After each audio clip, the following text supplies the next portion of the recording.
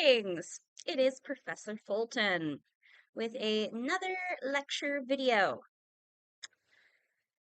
This one is on Seaman Frank Thompson's What I Learned from Executing Two Men, another argumentative essay in our death penalty series. And as you have probably figured out by now after reading it, he is very much against the death penalty. But he wasn't always. He used to agree more with Mulhausen, our previous essay. But then something happened that changed his mind. First, let's look at the bio. Seaman Frank Thompson is a career corrections professional and an advocate for criminal justice reform. Having grown up in Little Rock, Arkansas in the midst of the civil rights movement, he started at the University of Arkansas at Fayetteville in 1961. With the intention of becoming a doctor, but left after 2 years to enlist in the military.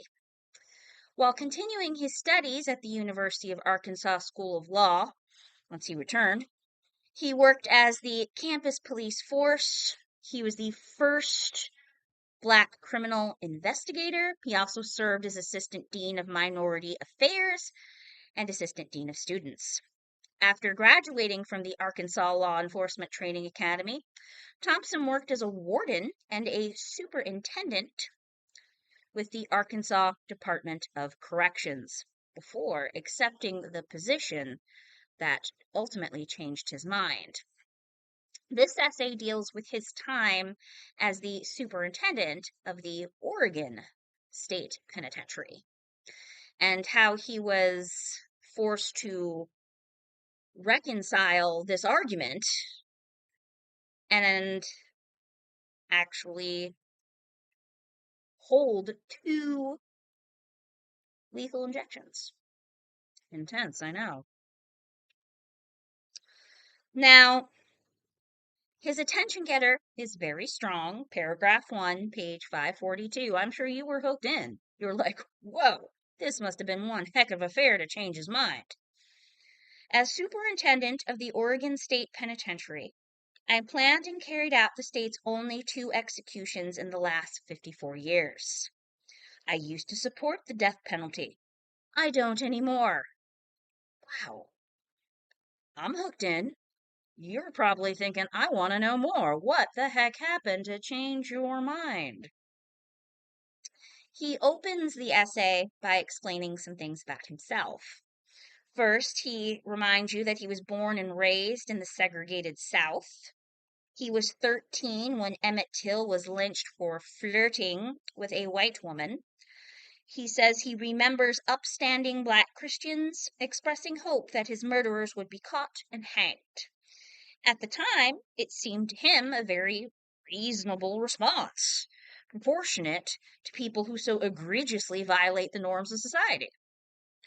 Years later, when he was a law enforcement officer, he lost a close friend and a cousin to execution-style murderers at the hands of felons who were attempting to avoid arrest.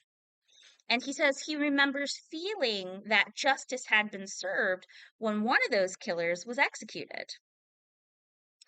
Now, when he gets to the Oregon State Penitentiary and he is asked during the interview, does he have a problem with carrying out the death penalty? He said, no, I can do it.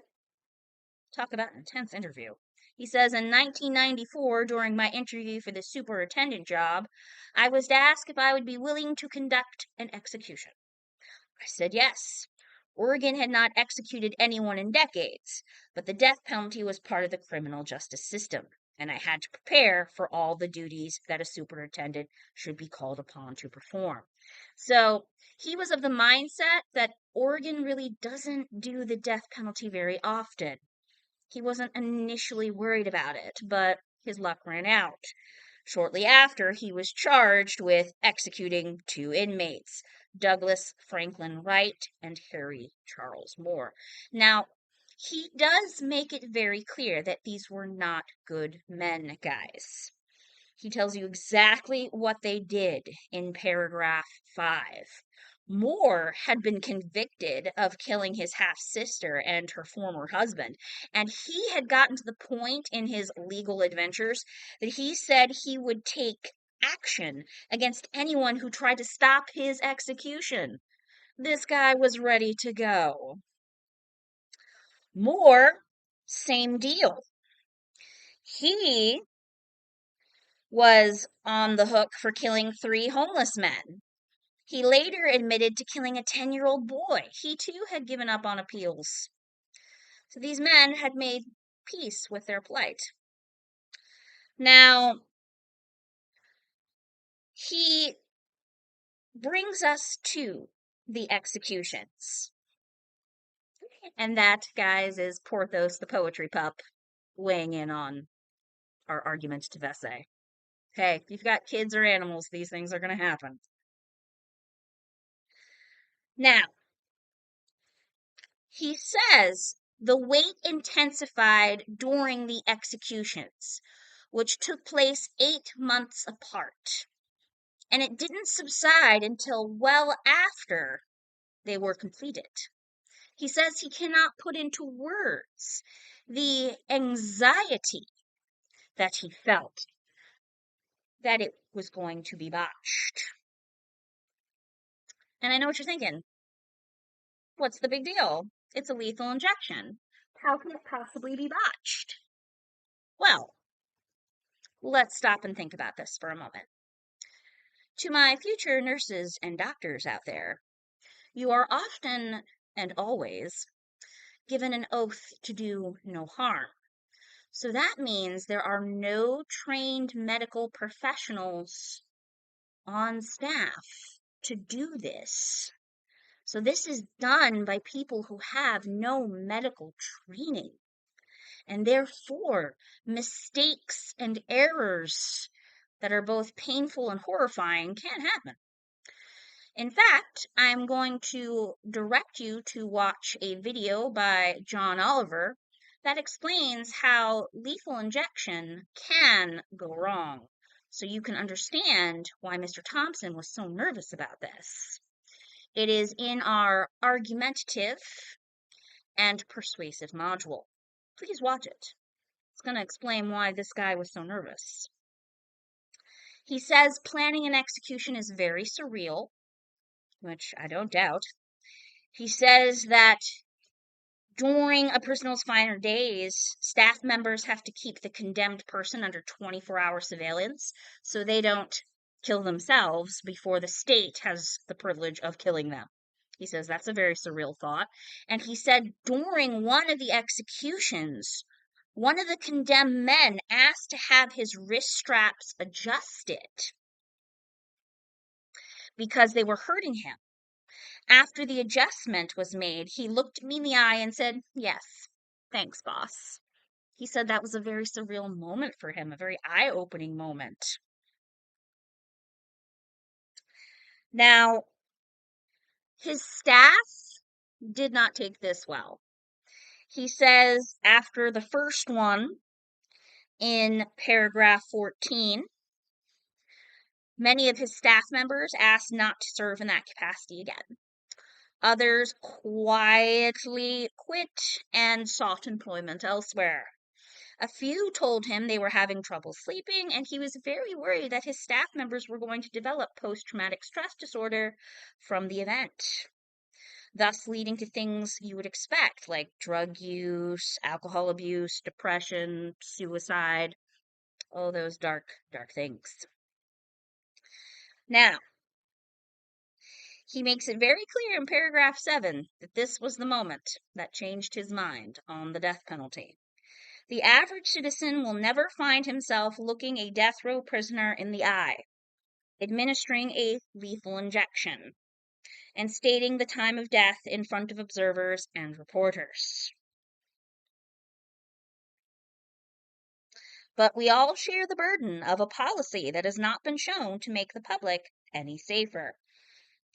So this was his big moment where he decided he's not so much, with people like Mulhausen. He now is against the death penalty after witnessing it firsthand.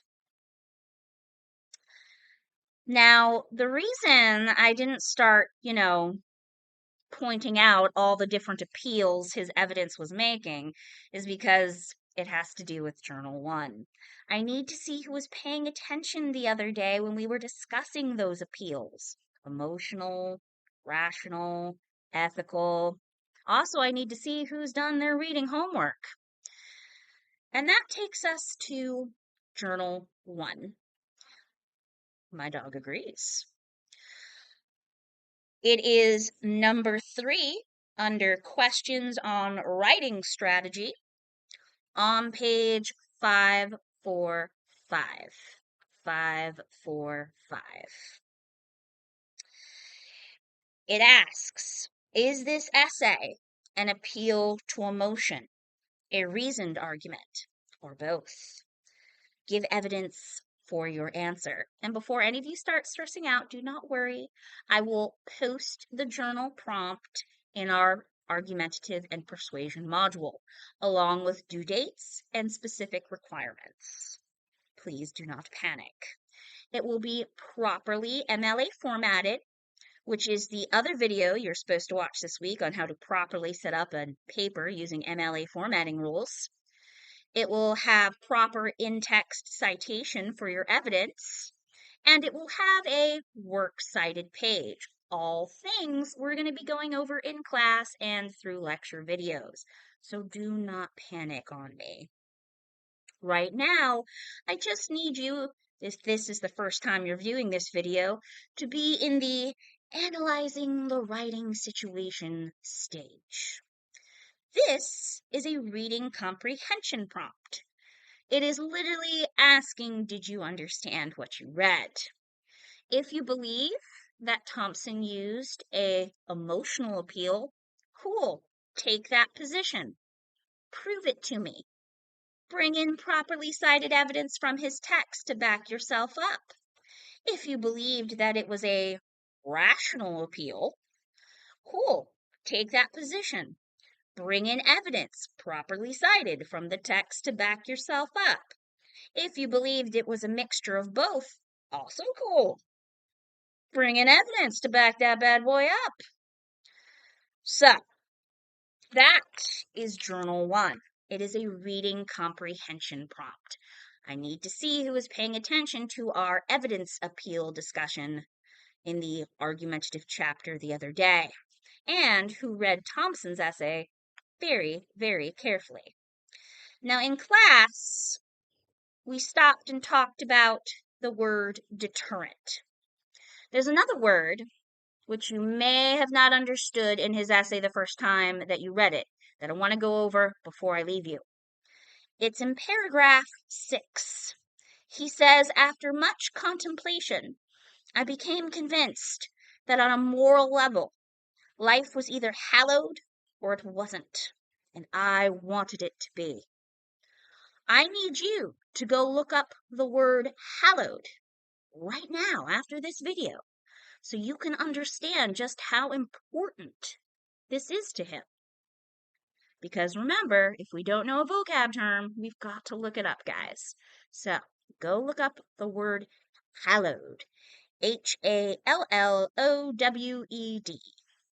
This lecture brought to you by the word hallowed. Bringing us back to Sesame Street. All right, guys, it's been a pleasure as usual. Have an awesome day.